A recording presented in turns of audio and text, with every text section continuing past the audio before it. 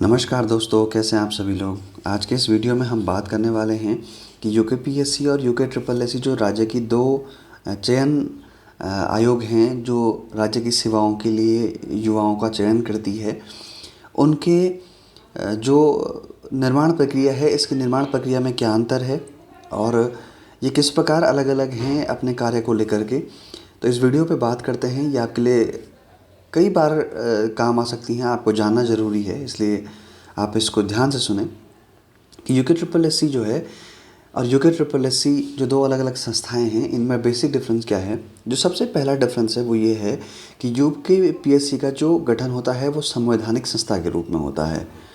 ठीक है, संवैधानिक संस्था के रूप में होता है, जबकि ये गैर संवैधानिक संस्था है और इसका जो गठन है वो सरकार के द्वारा होता है, यूके ट्रिपल एससी का।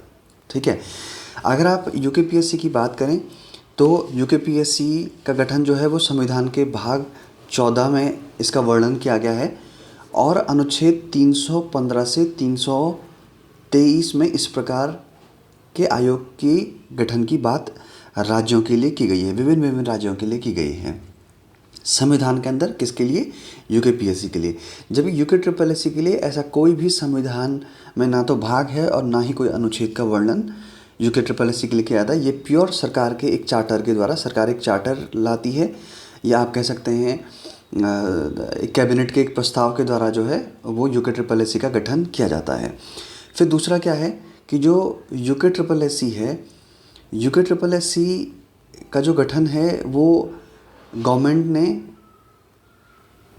2014 में किया।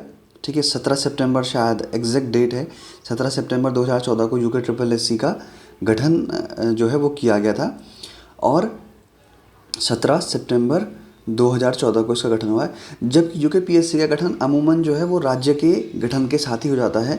तो हमारा जो राज्य है वो 9 नवंबर 2000 को बना था और इसका जो गठन है वो हो गया था 15 मई 2001 को। तो लगभग राज्य के गठन के साथ ही 3-4 महीने बाद इसका भी गठन कर लिया गया था। अब क्या है कि इनके सदस्य किस प्रकार से चयनित किए जाते हैं, वो बहुत बेसिक डिफरेंस है और बहुत महत्वपूर्ण डिफरेंस भी वही है कि यूके ट्रिपल एससी का जो अध्यक्ष होते हैं, इसमें एक अध्यक्ष प्लस कुछ सदस्य होते हैं और जो इनकी नियुक्ति है, इनकी नियुक्ति राज्यपाल के द्वारा की जाती है। ठीक है, जो राज्य के संवैधानिक प्रमुख होते हैं राज्यपाल के द्वारा। अब राज्यपाल जो है मुख्यमंत्री की सलाह पे करते हैं, वो चीज़ बहुत अलग है, लेकिन राज्य नियुक्ति जो है वो नियुक्ति राज्यपाल के द्वारा होती है। लेकिन इनको हटाने का जो प्रावधान है, यूकेपीएससी के जो सदस्य और अध्यक्ष हैं, इनको हटाने का प्रावधान जो है वो केवल राष्ट्रपति के पास होता है। किसके पास होता है? राष्ट्रपति के पास होता है। इसलिए ये एक कंप्लीट संवैधानिक निकाय है। आप इसके इस स्ट्रक्चर से भी देख सकते हैं कि राज्यपाल नियुक्ति करता है, लेकिन हटाने का जो अधिकार है वो राष्ट्रपति के पास है। और इस कारण से क्या होता है कि यहाँ पे सरकार का डायरेक्ट इन्फ्लुएंस बहुत कम हो जाता है।